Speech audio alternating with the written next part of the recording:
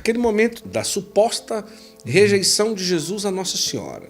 Suposta, não foi, mas suposta, né? Então essa daí tem essa questão de você ter ali aquela situação de dizer, olha, tua mãe está lá fora, não, minha mãe... são todos aqueles que acaba sendo uma suposta diminuição, né, da presença de Nossa Senhora.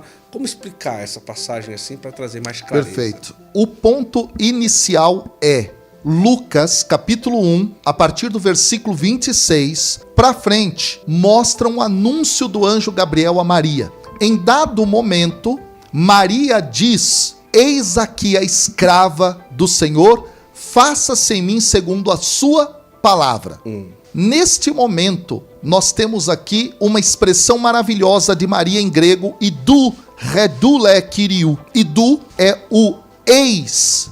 Algumas Bíblias traduzem assim. Essa expressão em grego, no Antigo Testamento grego, traduz a expressão hebraica rineni. O que significa rineni? Vamos voltar ao capítulo 3 de 1 Samuel, a partir do versículo 1, quando Samuel é um jovem que serve a Deus diante de Eli, no santuário de Silo, e ele ouve de noite Deus o chamando, ele não entende, aí há um momento em que então Eli o ensina, e o ensino de Eli a ele é, diga ao Senhor, eis-me aqui, rineni.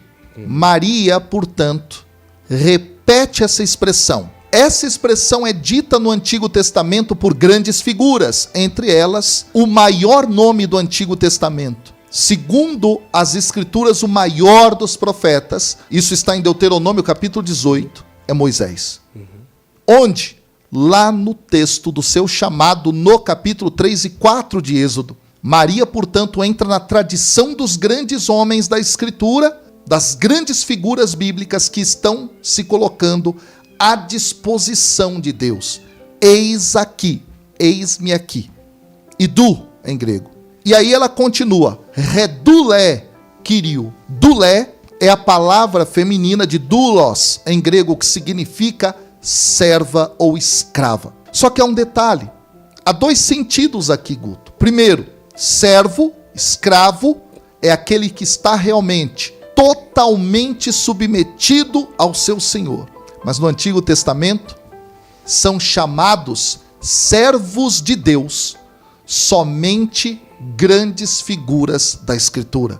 Moisés é um deles, Davi é outro deles, são poucos. Maria se coloca assim, serva do Senhor. Faça-se em mim segundo a tua palavra. Aqui há algo maravilhoso. Maria está prontamente, como serva de Deus, disposta, eu vou obedecer isso aqui. E à medida então que ela diz isso, acontece o grande processo da encarnação do Verbo nela. Isso é maravilhoso.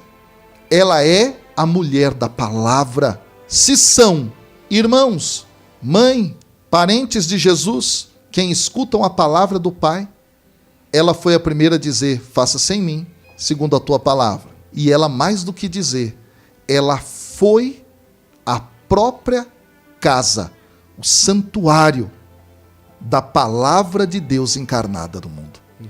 Quem nesse mundo teve esta oportunidade? Ninguém. Por isso, ali não há rejeição, ao contrário, há ratificação. Aquelas palavras de Jesus entendem justamente dar uma lição a todos. Quem faz parte da minha família, com Deus que é Pai, todos os que são fiéis. E nesse sentido, o leitor ouvinte que acompanha a tradição bíblica logo entende e se remete a Maria. E Maria é tão mulher da palavra que o canto que ela entoa, que é o Magnificat, é um conjunto de 14 versículos bíblicos. Sejam citações diretas, sejam alusões ou ecos do Antigo Testamento. Ela conhecia da palavra. Isso significa ninguém foi casa da palavra, como foi Maria. Santuário da palavra, como foi Maria. E aí tem mais, tem muito mais aqui, porque quando nós lemos o texto do Evangelho de de Lucas, eu acho isso esplendoroso. O texto, no capítulo 1, E aí, meu amigo, se até hoje você tinha dúvida da grandeza dessa figura, aqui está uma das maiores provas bíblicas dessa mulher grande da palavra de Deus. O anjo, conversando com ela no capítulo 1 do Evangelho de Lucas, diz a pergunta dela: como é que isso vai acontecer? E aí o anjo diz: o Espírito do Senhor virá sobre ti, o poder do Altíssimo vai te cobrir com a sua sombra. Esse vai te cobrir com a sua sombra é uma palavra só na língua grega. Esse verbo, ele é usado no Antigo Testamento pela primeira vez no texto grego de Êxodo, quando a gente volta lá no Êxodo. Depois que Deus pediu a construção do tabernáculo, sim, onde ficaria a sua morada, o texto do Êxodo diz que a sombra do Senhor, Shahan em hebraico, repousou e ali ficou. No grego é a palavra usada para Maria. Neste sentido, Maria é a tenda da morada de Deus. O texto diz em Êxodo, inclusive, que depois da tenda ter construída, a nuvem habita, a glória de Deus toma todo aquele recinto, e Moisés, o maior dos nomes da Escritura no Antigo Testamento, não entra na tenda. Ele temia, ele não entra, porque a glória de Deus estava lá. Maria é tomada pela glória. Ela é a tenda. Ela é a tenda. Agora, se você ainda quiser mais, vamos para o Evangelho de João, no capítulo 1. Quer mais do que? Quer mais. O texto diz no versículo 14 do Evangelho de João, no capítulo 1, versículo 14, o verbo se fez carne e habitou entre nós. Aí, Guto, o problema é que a gente está lendo em português, porque no grego o habitou entre nós é o verbo construiu a sua tenda entre nós. Ou seja, está sendo retomada a tradição do santuário no Antigo Testamento, onde Deus habitou com o seu povo Israel. Na nova aliança, Maria é essa tenda, onde o próprio Deus habita com toda a sua glória. Aí que vem o detalhe. O dogma da Imaculada Conceição, que é promulgado tempos depois, tem sua base nisso.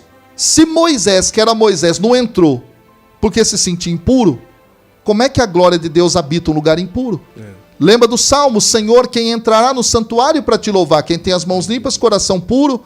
Quem entra no santuário? Só quem está purificado. Agora, quando é que alguém passa a entrar no santuário no Antigo Testamento? Depois das leis do Levítico, das leis de santidade, das leis de pureza, quando o sacerdote oferece por si, pelo altar e pelo povo, um sacrifício de perdão.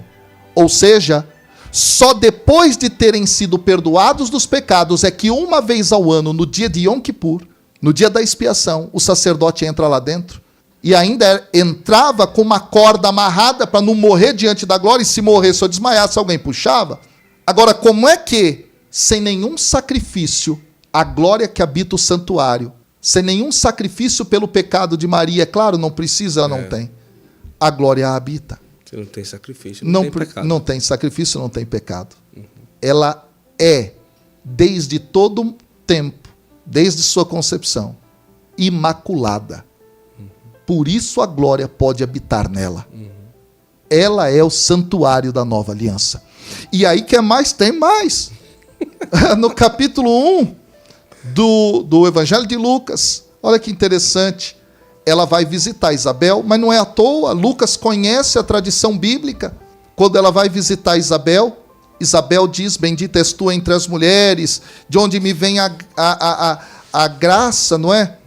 De onde me vem que a mãe do meu Senhor, Senhor aqui é Kyrios em grego, Senhor, Kyrios em grego é aquilo que denota o nome de Deus no Antigo Testamento, Adon ou Adonai, me visite. E aí ela faz todo o processo aqui de dizer da saudação. O que acontece? Essas são palavras próximas às palavras de Davi, quando a Arca da Aliança chegou para ele lá no livro de Samuel. Ou seja, Maria é a arca da nova aliança. Quer mais? Tem mais? O que é a arca da aliança no Antigo Testamento? É o trono de Deus. O que é Maria? O trono de Deus.